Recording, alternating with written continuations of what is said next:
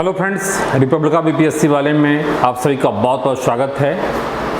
हम लोग देखेंगे कि जो बिहार शिक्षक भर्ती 2023 की प्रक्रिया है उसमें रिपब्लिका के प्लेटफॉर्म पर क्लास प्रोवाइड कराई जा रही है। उसी क्रम में आज हम लोग बिहार स्पेशल की क्लास को देखेंगे और यह क्लास केवल शिक्षक भर्ती के लिए ही नहीं, BPSC civil service, joint civil service के लिए भी, या बीपीएससी से रिलेटेड या किसी भी अन्य बिहार से संबंधित एग्जाम के लिए उतना ही महत्वपूर्ण है। तो बिल्कुल ही ध्यान से आप लोग इसको देखेंगे। साथ ही यहाँ से प्रश्न क्या आ सकता है, ये महत्वपूर्ण है, तो उन चीज़ों को हम लोग देखते हैं। ठीक है, इसमें हम लोग बिहार का जब भी अध्ययन करते हैं तो कुछ चीज़ों को ध्यान में रखने वाली चीज़ें होती है जिससे वह चीज़ें बेहतर ढंग से याद हो सके। उसमें है कि एक मैप, बिहार के मैप को आपको हमेशा ध्यान में रखना है और उससे चीज़ें, संबंधित चीज़ें जो भी आवे उसको कोरिलेट करना है, क्योंकि बहुत सारा क्वेश्चंस मैप से आता है। ठीक है, चलिए मैप पर आने से पहले या फिर मैप को अगर देखें तो हम लोग बिहार से संबंधित जो प्रश्न आता है वह बिहार के हिस्टोरिकल इम्पोर्टेंस या उसकी हिस्ट्री से आती है। दूसरा, भौगोलिक संदर्भ में कई सारे प्रश्न होते हैं, पॉलिटिकल इश्यूज से प्रश्न होते हैं, इकोनॉमिकल इश्यूज से प्रश्न होते हैं और बिहार से संबंधित बहुत सारी जो स्कीम्स हैं, योजनाएं हैं, उससे रिलेटेड प्रश्न बनता है। अगर मैं यहाँ पर बिहार को दिखाऊं तो बिहार से जो प्रश्न बन सकता है यह कई लेवल पर प्रश्न बनेगा। ऑब्वियसली सबसे ज़्यादा प्रश्न हिस्ट्री से बनता है। ठीक है, हिस्ट्री से। दूसरा, ज्योग्राफी से। तीसरा, इसकी जो पॉलिटिकल इशूज है या फिर पॉलिटिकल सिस्टम है, ठीक है, इसकी पॉलिटिकल सिस्टम है, उससे प्रश्न बन सकता है। इकोनॉमिकल इशूज से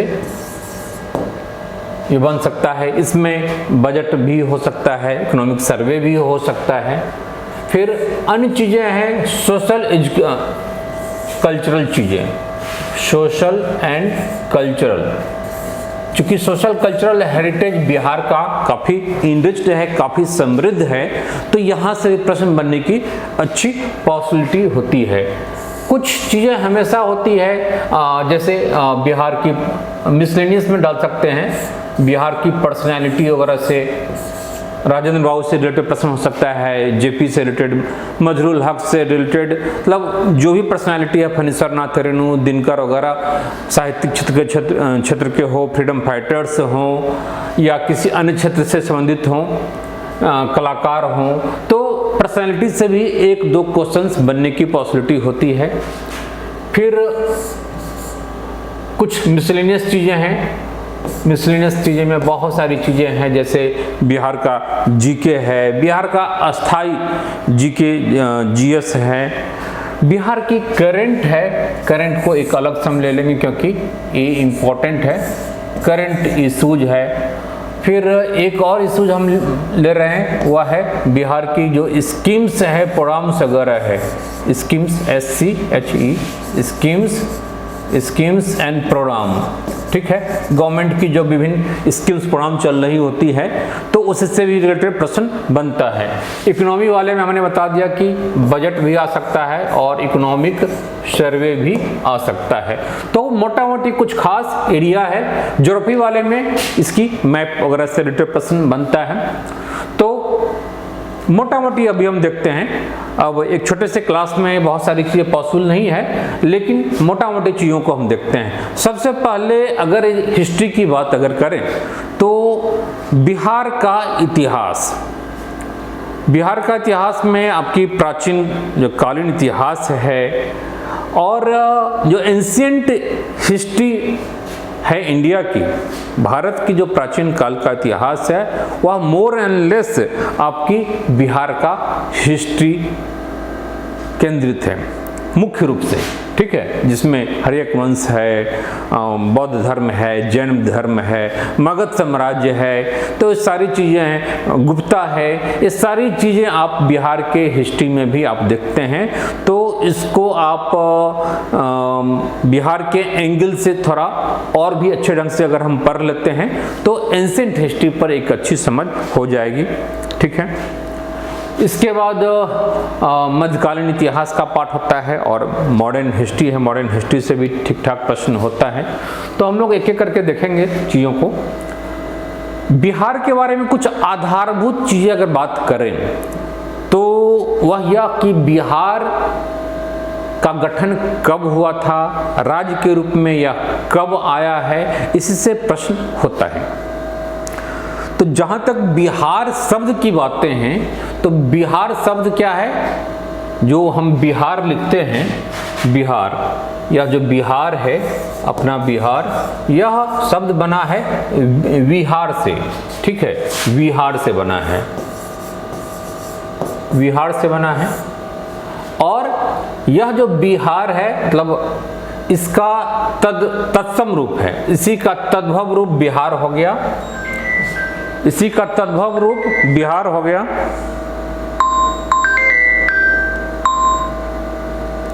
इसी का तद्भव रूप क्या है, बिहार है। बिहार शब्द मुख्य रूप से, चूंकि मध्यकाल में क्या था कि इस क्षेत्र में बिहार के, जो अभी बिहार है, बिहार के क्षेत्र में विहारों की संख्या काफी ज्यादा थी। विहार का मतलब होता है मठ, बौद्ध भिक्षुओं के रहने का जगह, उनके विहार करने का जगह, ठीक है। तो मध्यकाल में इसकी संख्या ज्यादा थी और इसका संकेंद्रण, इसका जो सेंट्रलाइजेशन था वह बिहार शरीफ के आसपास के क्षेत्रों में काफी ज्यादा था। तो दिल्ली सल्तनत के काल में, ठीक है, जो तुर्क आदि ने यहाँ पर बिहार शरीफ, इन क्षेत्रों में मठों की संख्या को ज़्यादा देखकर या बिहारों की संख्या को ज़्यादा देखकर ही इस शहर का नाम, इस जगह का नाम बिहार शरीफ कर दिया।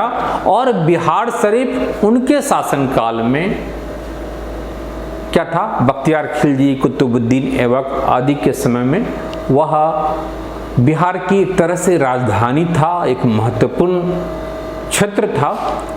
इसलिए वह बिहार शरीफ ही बाद में कालक्रम में पूरे बिहार के क्षेत्र के लिए बिहार शब्द का प्रयोग होने लगा, ठीक है।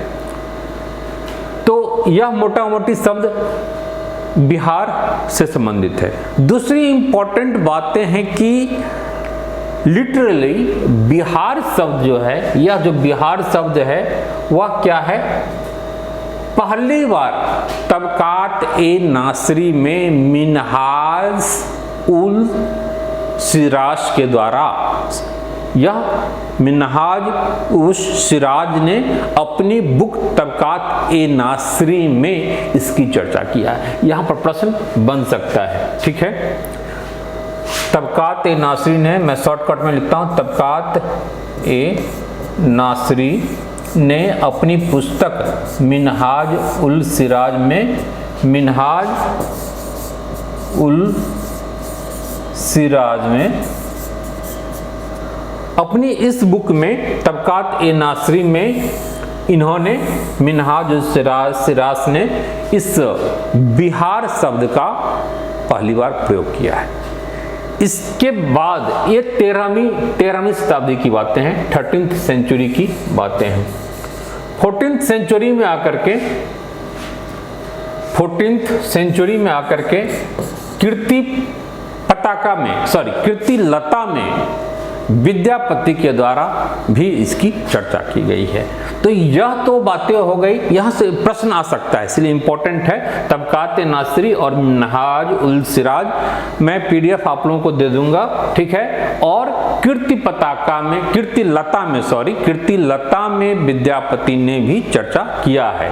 तो ये तो बिहार शब्द की बातें हो गई, लेकिन इससे काफी पूर्व शतपथ ब्राह्मण में, ठीक है, शतपथ ब्राह्मण में माधव विदेह के, जो कि मगध साम्राज्य मिथिला साम्राज्य को संस्थापकों में से थे, उन्होंने स्थापना किया। तो माधव विदेह ने शतपथ ब्राह्मण में इसकी चर्चा हुई है, इस क्षेत्र की चर्चा हुई है। तो काफी इंपॉर्टेंट है। बिहार शब्द भले नया हो, लेकिन जो यह क्षेत्र है वह नया नहीं है। और जैसा कि हम लोग जानते हैं, हर्यक वंश है, मगध साम्राज्य है, उसके बाद गुप्ता साम्राज्य है, सब के सब बिहार की धरती पर और मगध और पूरे बिहार के क्षेत्र में इसका संकेंद्रण रहा है। और यह बिहार की ही राजधानी नहीं, यह एक तरह से पूरे भारत की राजधानी हुआ करती थी चंद्रगुप्त वगैरह के टाइम में। तो यह मोटा मोटी चीजें क्लियर हो गया बिहार के संदर्भ में।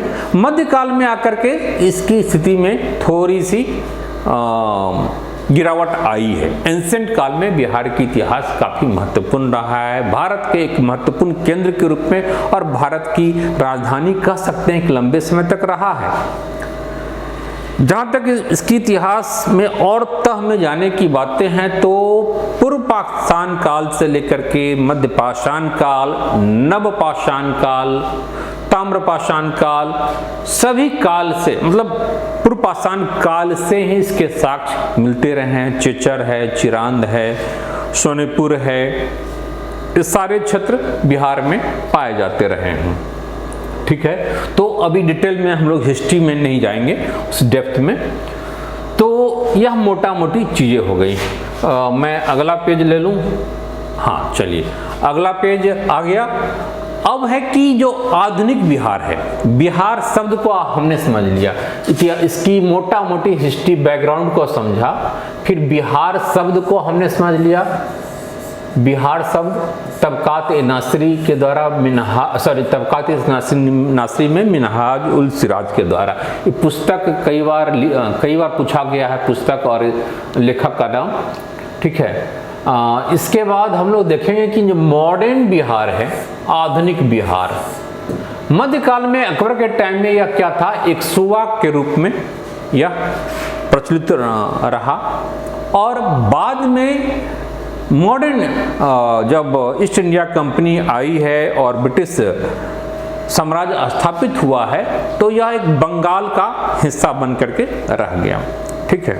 तो बंगाल का हिस्सा बन गया तो क्या है, यह बंगाल, बिहार और उड़ीसा का जो क्षेत्र था वह एक बंगाल का क्षेत्र तब था और एक बृहत क्षेत्र था।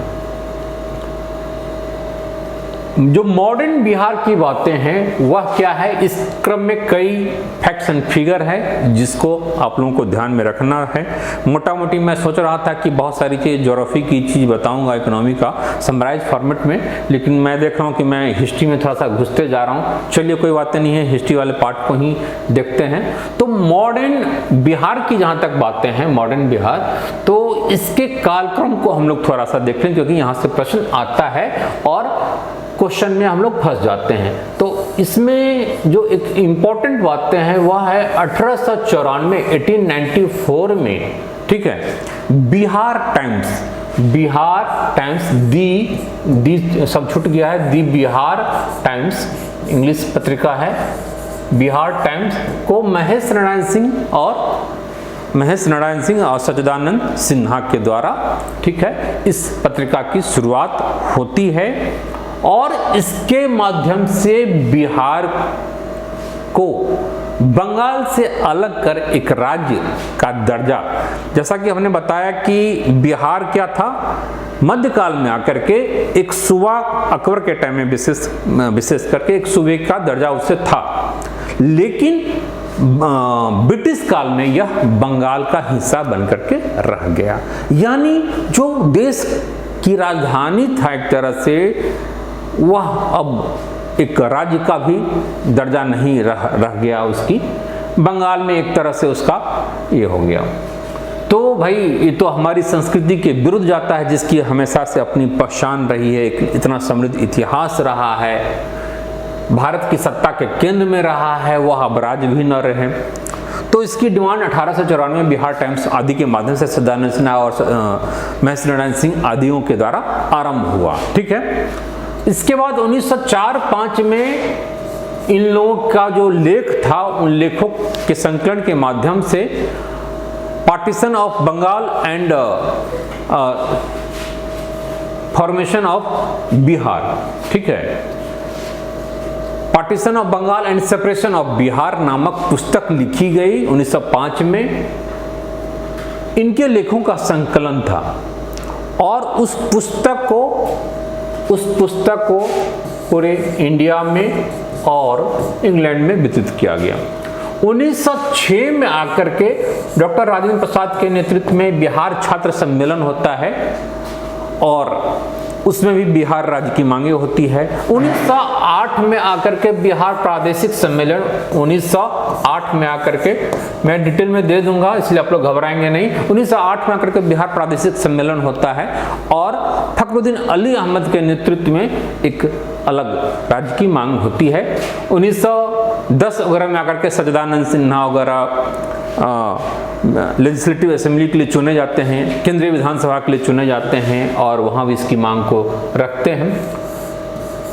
इन सब का परिणाम यह होता है कि 12 दिसंबर 1911 को एक राजकीय उद्घोषणा के द्वारा शाही दरबार में बिहार को बंगाल से अलग एक राज्य के रूप में स्थापित करने की घोषणा होती है 12 दिसंबर 1911। और इसकी जो क्रियान्वयन है, ठीक है, वह होता है, वह इंपॉर्टेंट है, वह देखिए, वह है 22 मार्च 1912 को आकर के इसकी अधिसूचना जारी कर दी जाती है। ठीक है, यहाँ पर उद्घोषणा हो रहा है, शाही दरबार में उद्घोषणा हो रहा है। उद्घोषणा एक अलग चीज होती है, अनाउंसमेंट कर देना कि हाँ अलग अब बिहार राज्य गठित होगा, लेकिन इसकी विधिवत जो अधिसूचना जारी की जाती है गजट में, वह 22 मार्च 1912 को है और वही दिन सबसे इंपॉर्टेंट होता है जिस दिन अधिसूचना जारी की जाती है। इसीलिए 22 मार्च को हम लोग बिहार दिवस के रूप में मनाते हैं। याद रहेगा 22 मार्च। अब देखिए 22 मार्च में ए भी 2 है, ए भी 2 है, 2 और ए भी 2 है। ठीक है, तो 2 से याद रखेंगे 22 मार्च, वह 20 मार्च नहीं, 21 मार्च नहीं और न ही 1 अप्रैल। 1 अप्रैल इसलिए यह भी डेट इंपॉर्टेंट है, 1 अप्रैल 1912 से बिहार ने विधिवत काम करना शुरू कर दिया था। ठीक है, ये यहाँ से अधिसूचना जारी होता है, लेकिन यहाँ से काम करना 1 अप्रैल, जैसा कि हम लोग जानते हैं कि हमारा फाइनेंशियल ईयर या बहुत सारी चीज़ आप देखेंगे कि जिसकी जो शुरुआत होती है वह 1 अप्रैल से होता है, या बहुत सारे स्कीम्स वगैरह का देखेंगे कि 2 अक्टूबर से शुरुआत होती है। ठीक है, तो हमारा फाइनेंशियल ईयर है 1 अप्रैल से 31 मार्च। अब बात इतनी ही तक नहीं है, तो बात आगे भी है कि इसके बाद की घटनाक्रम में क्या होता है। 1935 में गवर्नमेंट भारत सरकार अधिनियम आती है और उसका एग्जीक्यूशन है 1936 में, 1936 में होता है।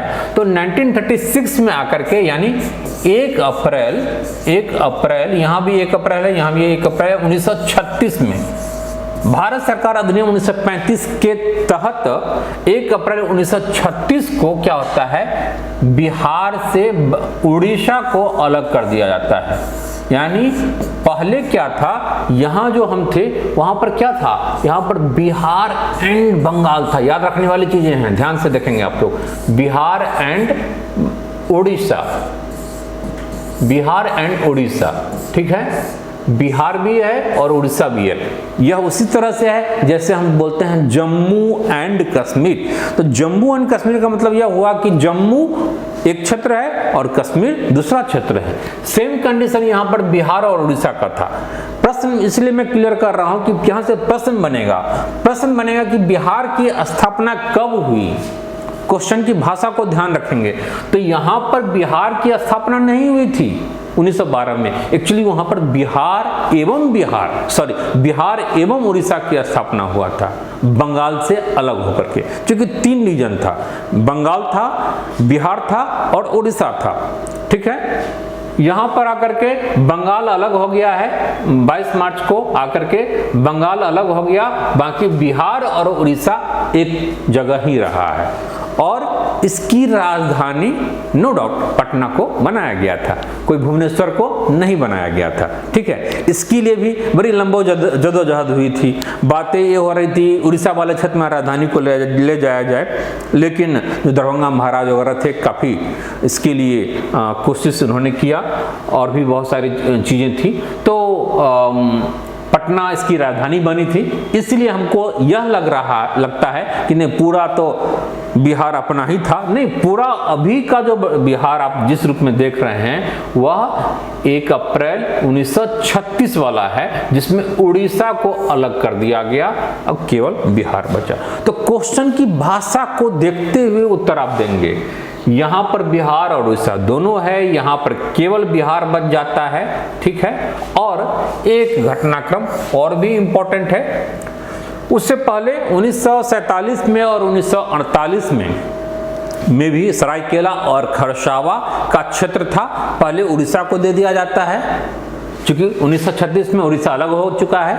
आज़ादी के समय 1947 और 48 में सरायकेला और खरसावा पहले उड़ीसा को दे दिया जाता है, फिर से उसे बिहार में ले लिया जाता है। और सरायकेला खरसावा जो कि अभी झारखंड का हिस्सा है। ठीक है, 1956 में बिहार पुनर्गठन अधिनियम के तहत पुरुलिया के क्षेत्र को बंगाल को दे दिया जाता है। हालांकि ठीक है, इतनी डेप्थ में प्रश्न आपसे नहीं पूछी जाएगी, लेकिन एक इम्पॉर्टेंट चीज है वह यह है कि आधुनिक बिहार जिस रूप में है वह कब आया था। वह अभी यानी वर्तमान का जो बिहार है, वह जो क्षेत्रफल है हमारा, वह 15 नवंबर 2000 का है, जब झारखंड अलग कर दिया गया है। ठीक है, झारखंड अलग कर दिया गया है। तो यह हमारे मोटा मोटी आधुनिक बिहार की मोटा मोटी फैक्ट्स एंड फिगर है। मैं प्राचीन पर अभी नहीं गया हूँ, मध्यकाल में बहुत ज़्यादा नहीं गया हूँ, शब्द पर मैं गया हूँ और उसकी स्थापना की जो एक संक्षिप्त इतिहास को हमने देखा है। तो यह आपके लिए इम्पॉर्टेंट है। बाकी चीज़ हम लोग फिर अगले क्लास में देखते हैं। हालांकि मैं चाह रहा था कि बहुत सारे भौगोलिक ज्योग्राफिकल कंडीशन पर हम प्रश्न बनावे। ठीक है, हालांकि इसको हम लोग अगले क्लास में देख लेंगे। ज्योग्राफिकल में जैसे है कि हम लोग यह देखते हैं कि बिहार की जो भौगोलिक स्थिति है कैसे, मतलब वह भौगोलिक दृष्टिकोण से जो शिवालिक रेंज है उसमें गंगा का मैदान, जो उत्तरी मैदान है उस रूप में, और दक्षिण का सीमांत पठारी क्षेत्र 3 भागों में बटा हुआ है। जो दक्षिणी का जो सीमांत पठार है वह कैमूर की पहाड़ी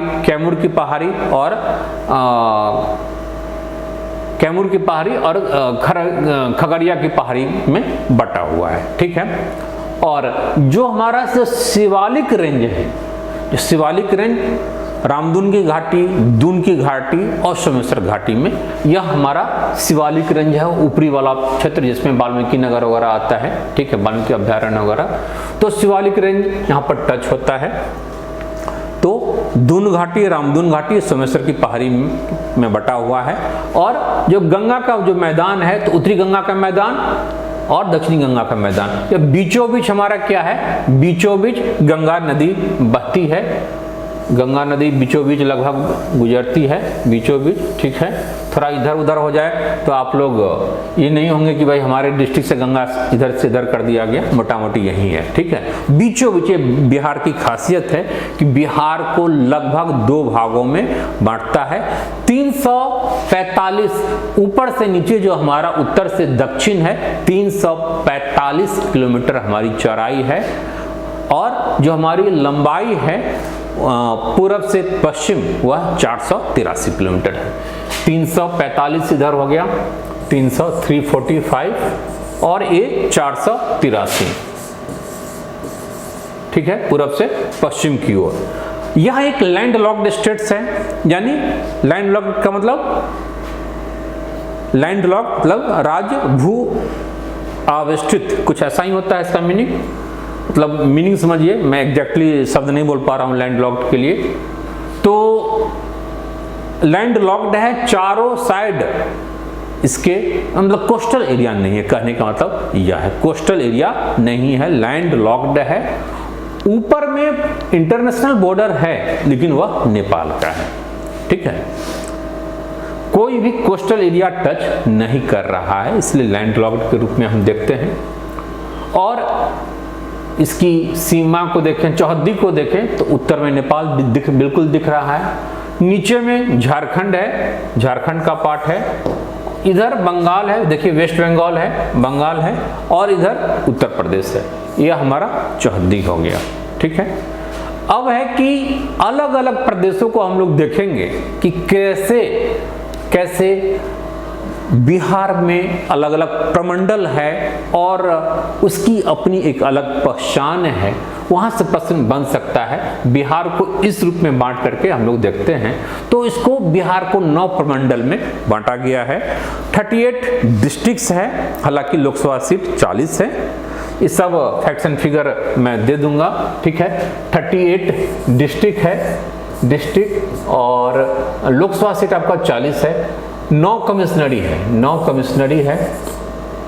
101 सब डिवीजन है, सब डिवीजन जिसे अनुमंडल बोलते हैं, और 534 हमारा ब्लॉक है, ठीक है। ये इंपॉर्टेंट है सारी चीजें।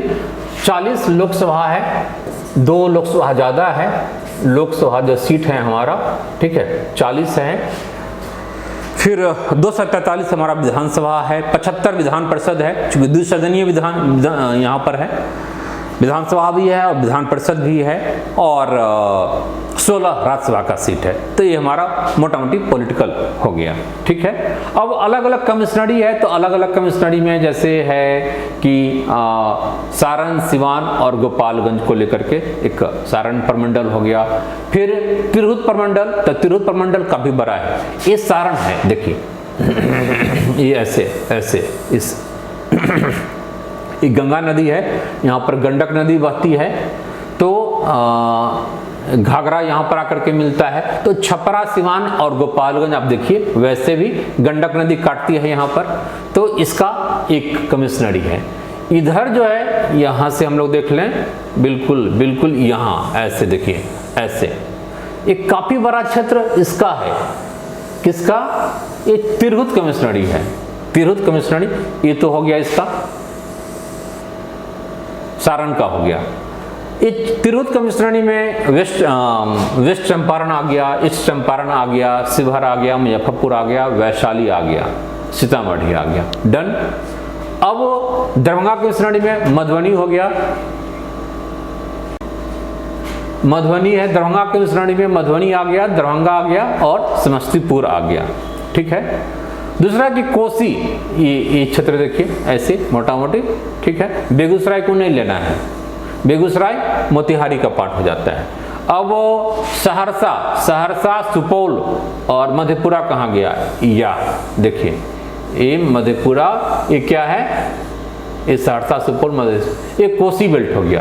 ये क्या है? कोसी बेल्ट, कोसी, कोसी, कोसी है, ये कोसी नदी है यहाँ पर, जो कि बिहार का शोक है एक तरह से। और यह पूर्णिया हो गया, और जिसमें अररिया है, किशनगंज है, पूर्णिया है, कटिहार है। ये सारा क्षेत्र क्या है? ये सारा क्षेत्र पूर्णिया का हो गया। डन। यहाँ से प्रश्न बनेगा, मैं आऊँगा कोई भी चीज़ पूरे भूगोल को देखेंगे कि किशनगंज किस लिए फेमस है, पोठिया है, ठाकुरगंज है, चाय की बगाने कहाँ कहाँ है, ये सारी चीज़ हम लोग देखेंगे, वहाँ से प्रश्न रहता है। फिर बीच में भागलपुर हो गया और बांका हो गया, ये भागलपुर कमिश्नरी हो गया। डन। अब है कि मुंगेर काफ़ी बड़ा है, तो मुंगेर में बेगूसराय हो गया, खगड़िया हो गया, मुंगेर तो होगा ही, लखीसराय हो गया और शेखपुरा हो गया, तो जमुई हो गया। ये सारा क्या है ऐसे, हाँ डन। ये पूरा का पूरा क्षेत्र ये मुंगेर क्षेत्र हो गया, मुंगेर, गंगा की इस साइड भी और उस साइड भी। फिर इसके बाद पटना डिस्ट्रिक्ट है, तो पटना डिस्ट्रिक्ट में 6 डिस्ट्रिक्ट है, यहाँ भी 6 है और मुंगेर में भी 6 है। ये 3 बड़ा रीजन है, 3 बड़ी कमिश्नरी है। पटना भी काफ़ी बड़ा है, जिसमें पटना हो गया, नालंदा हो गया, ये देखिए पटना, नालंदा हो गया। फिर अरवल नहीं है, भोजपुर है, इस सारा क्षेत्र क्या हो गया पटना कमिश्नरी में हो गया। बक्सर, भभुआ, रोहतास से सारा पटना है। पटना देखिए काफ़ी पता नहीं चलता है ससुराल इतना लंबा चौड़ा क्यों बना दिया है। देखिए यहाँ से शुरुआत होकर के यहाँ तक घुसा हुआ, बेगूसराय तक घुसा हुआ। बताइए बेगूसराय तक पटना को देने की कोई आवश्यकता थी? अब इसके बाद मगध क्षेत्र हो गया, तो मगध में गया हो गया, औरंगाबाद हो गया, अरवल हो गया और जहानाबाद हो गया। जहानाबाद को हमने गलती से ले लिया है इधर, भाई नाराज़गी बढ़ जाएगी भाई जहानाबाद के लोगों की, ठीक है। तो ये हो गया, ये भी आ जाएगा, ऐसे आ जाएगा। डन। ऐसे मैं दूसरे पेन का इस्तेमाल कर लूँ तो क्लियर हो जाएगा, ठीक है। ये सारा एरिया हो गया।